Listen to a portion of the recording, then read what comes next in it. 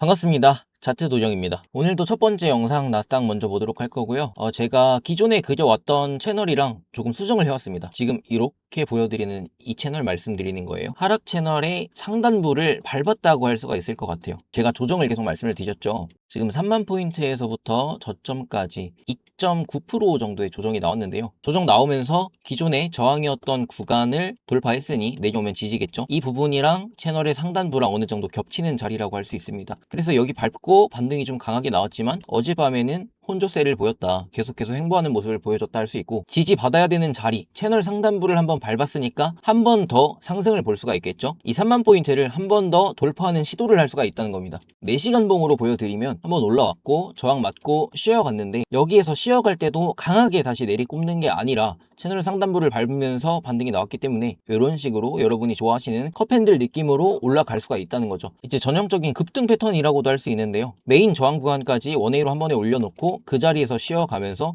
이런 식으로 말아 올린다는 거죠. 3만 포인트를 돌파하게 된다면 그 다음 체크해줘야 되는 구간은 당연히 전고점 자리가 되겠죠. 3만 850포인트입니다. 이렇게 전고점 구간을 체크해 주시고 돌파한다면 여기에서도 저항을 맞을 수 있지 않습니까? 저항 맞고 내려왔을 때 이번에는 3만 포인트 부근에서 지지를 받을 수 있는지 확인해 주시면 됩니다. 예상 경로를 한번 그려보자면 이런 식으로 움직일 수 있다는 거예요. 전고점 돌파 시 그 위에 있는 채널의 상단부까지 노려볼 수가 있겠죠. 이 저항이라고 말씀드리는 구간이 31,800포인트 정도가 됩니다. 여기가 전체 상승 채널의 0.75 구간이고요.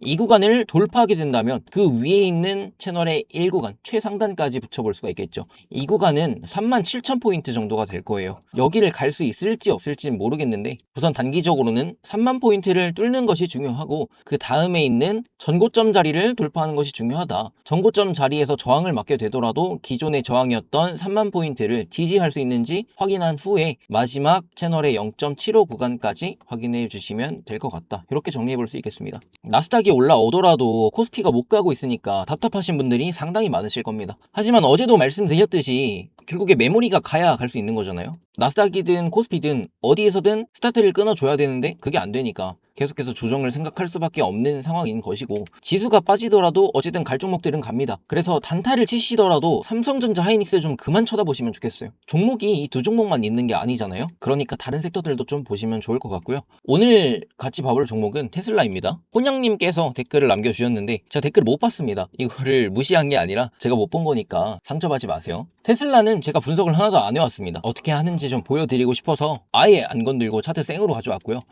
먼저 차트 분석할 때 기본적인 게 추세선 만들어야겠죠. 지지와 저항도 중요하지만 일단 추세선이 기본적으로 중요합니다. 이게 왜 중요하냐면 차트를 보고 매매를 한다는 거는 두 가지를 잡아볼 수가 있잖아요. 일단 추세 매매, 이 추세를 이탈하지 않고 꾸준히 올라가고 있는지, 그리고 두 번째, 이 추세선을 이탈을 했어요. 이탈하면은 어떤 걸 할 수 있어요? 하방 포지션을 열어볼 수가 있겠죠. 그리고 내려왔을 때 여기에서도 이렇게 추세선을 만들었다고 하면 얘를 돌파했다고 했을 때 여기에서도 또 역추세를 잡아볼 수가 있겠죠. 이 추세의 반대 방향으로 터질 때 포지션을 잡아보는 겁니다. 이런 게 가능하고 이런 게 가능하기 때문에 일단 기본적으로는 추세선이 중요하다. 그리고 다음으로 확인해야 할 게 이제 지지와 저항이라고 생각을 해요. 오늘은 기본적으로 이렇게 두 가지 정도만 맛보기로 말씀을 드릴 겁니다. 자, 이 추세선의 기본은 우선 분출 시작점을 생각을 해야 돼요. 최저점 뭐 이런 식으로 올라왔다고 했을 때 여기에서 여기 이런 식으로 이어볼 수도 있고요. 아니면 올라왔다가 조정을 받고서 다시 올라갈 때 이런 자리에서도 이렇게 그어볼 수가 있다는 거예요. 지금 보시면 그어볼 수 있는 저점 자리가 뭐 이런 구간들이 있겠죠. 아니면 뭐 여기에서도 그어볼 수가 있고,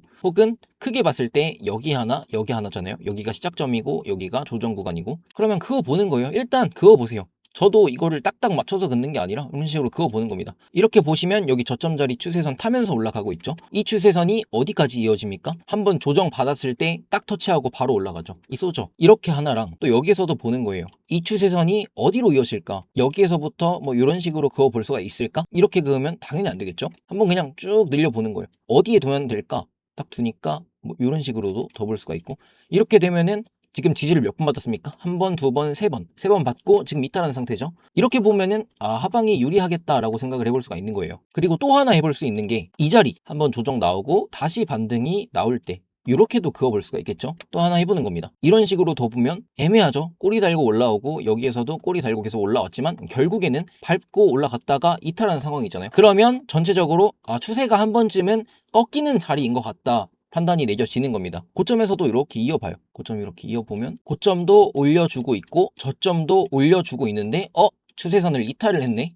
다시 이어보고 이러면 세기 형태를 만드는 걸 수도 있겠다. 이렇게 그어봐도 아래서부터 그어봐도 현재로서는 큰 추세선은 이탈한 상태다. 이렇게 추세선 그어보고 생각해보시면 이렇게 되면 하방이 조금 더 유리하겠다 생각해 볼 수가 있겠죠. 그러면 지금은 매수를 안 한다고 볼 수가 있는 거예요. 매수를 안 하면 어디에서 매수를 해볼 수가 있을까? 일단 단기적인 추세에서 이렇게 저점 자리 두 개를 이어보면 추세선이 형성이 되지 않습니까? 만약에라도 이 상방 세기를 하방으로 이탈하기 전까지 반등이 나올 수 있는 자리가 결국에는 이 하단의 추세선이잖아요. 그럼 매수 잡아볼 수 있는 자리가 이 하단 자리가 된다는 거죠. 하단 자리도 내려왔을 때 이렇게 추세선을 딱 밟았을 때 잡아볼 수도 있지만 추세선을 중간중간에 이탈하는 일이 발생할 수도 있단 말이에요. 그리고 이 추세선은 사람마다 다 다르게 그릴 수가 있어요. 만약에 이 저점부터 이렇게 그었는데 이렇게 그으시는 분들이 계실 수도 있잖아요. 저점부터 이 저점들을 이었는데 여기에서 지지받았고 여기에서도 반등이 나왔고 여기에서도 반등이 나왔고 하락하고 바로 올라왔으니까 이런 하락들을 휩쓸라고 생각을 하는 거죠.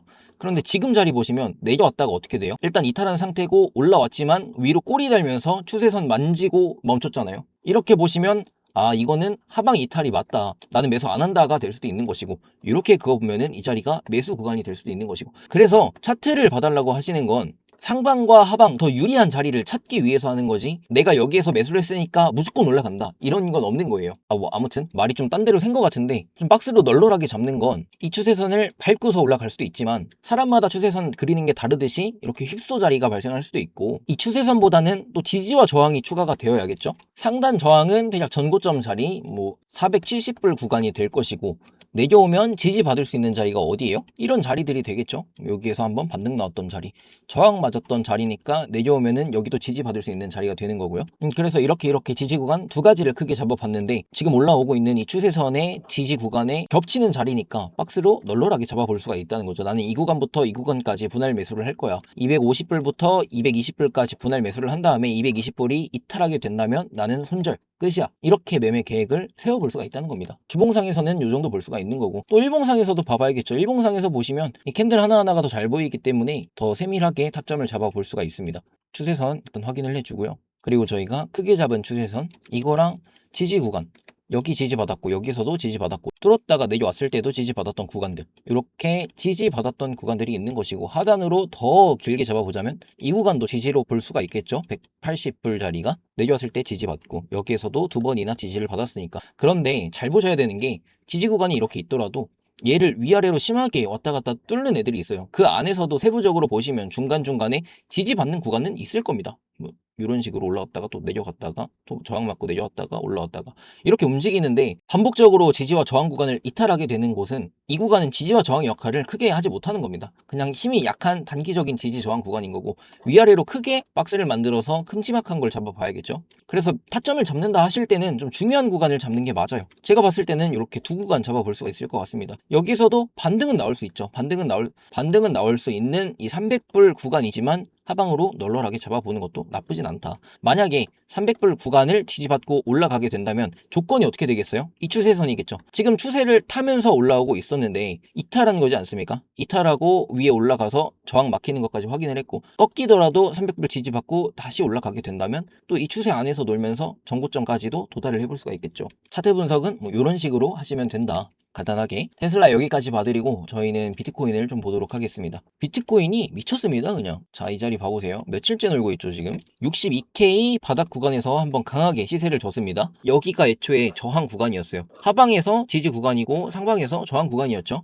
저항 구간 돌파하고서 단기적으로 볼 수 있었던 구간이 여기예요. 63.3K 정도 되는 구간 한번 시세 나오고 내려올 때도 지지를 받았잖아요. 올라갔다 내려올 때도 지지 받았고 계속해서 저점은 올려주고 있어요. 저점 올려주면서 이렇게 제가 크게 그린 이 상방색이 있잖아요. 얘를 만들면서 올라가고 있는데 위로 꼬리를 겁나게 답니다. 올라갈 때마다 뿅망치 맞고 올라갈 때마다 뿅망치 맞고 그냥 올라가는 걸 마음에 안 들어 하는 거겠죠. 그런데 꾸역꾸역 올라가더니만 결국에는 이 하락 채널을 돌파한 모습이죠. 크게 보시면 이렇게 됩니다. 저항 맞았던 구간들을 결국엔 돌파한 거예요. 돌파하고 올라오고는 있지만 너무나도 힘들다는 거죠. 타점을 준다고 하기가 애매합니다. 자, 봐보세요. 여기 64.5K를 제가 지지 구간으로 잡아놨습니다. 상단에 65K도 저항이에요. 그러면 얕은 지지 구간이 64.5에 강한 지지 구간이 64.2에서 64K 정도가 됩니다. 64.5가 계속해서 못 뚫었던 구간이에요. 한번 시원하게 뚫었으면 내려왔을 때 지지를 받아야 되는데 한번 받고 올렸다가 내려왔을 땐 또 뚫죠. 어제 저녁에 나스닥 하락하면서 같이 뚫어졌습니다. 그래도 64K 구간에서 반등이 나온 상태고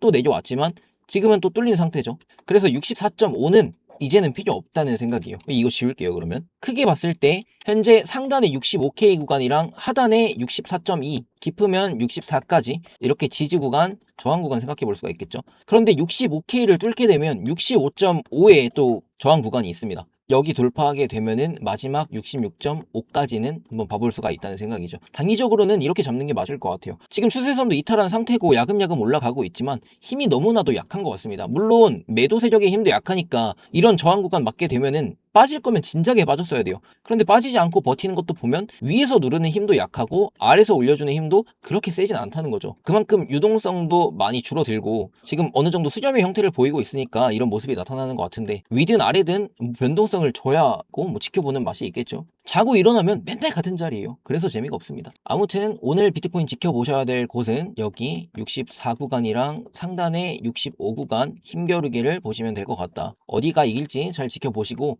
하방 보고 싶으신 분들은 차라리 이 구간 돌파하게 된다면 뚫리고 나서 상승 채널의 하단선 혹은 65.5구간부터 좀 트라이를 해보는 게 좋지 않을까 싶어요. 지금으로서는 잘 모르겠습니다. 많이 올라오면은 72K 구간 보시는 분들도 계시거든요. 72K가 이렇게 차트 크게 봤을 때 주봉상에서 추세선의 상단부였나 그랬을 거예요. 그래서 이 구간까지 찌르고 내려갈 수도 있다는 건데 이건 아무도 모르죠. 이미 지금 많이 내려와 있는데 여기에서 뭘 할지 어떻게 알 수 있겠습니까? 맞춘 사람 거의 없을 거예요. 오르면 오르는 대로 내리면 내리는 대로 대응을 하면 되는 거니까 현물 살려면 내려와야 되지 않습니까? 아니면 사더라도 이 추세선 뚫고 70K 위에서 놀 때 사는 게 유리하다는 생각이거든요. 적립식으로 하실 거 아니면 어중간한 자리에서 사는 것보단 위든 아래든 방향 줄 때 그때 자리 잡아보는 게 좋을 것 같습니다. 예, 오늘 오전 영상은 여기까지고요. 저는 오후에 코스닥 코스피 영상으로 찾아뵙도록 하겠습니다. 궁금한 내용은 또 질문도 주시고 추가로 차트 분석이 필요하신 미장 종목들 댓글에 남겨주시면 제가 또 반영해서 다음 분석에 포함시키도록 하겠습니다.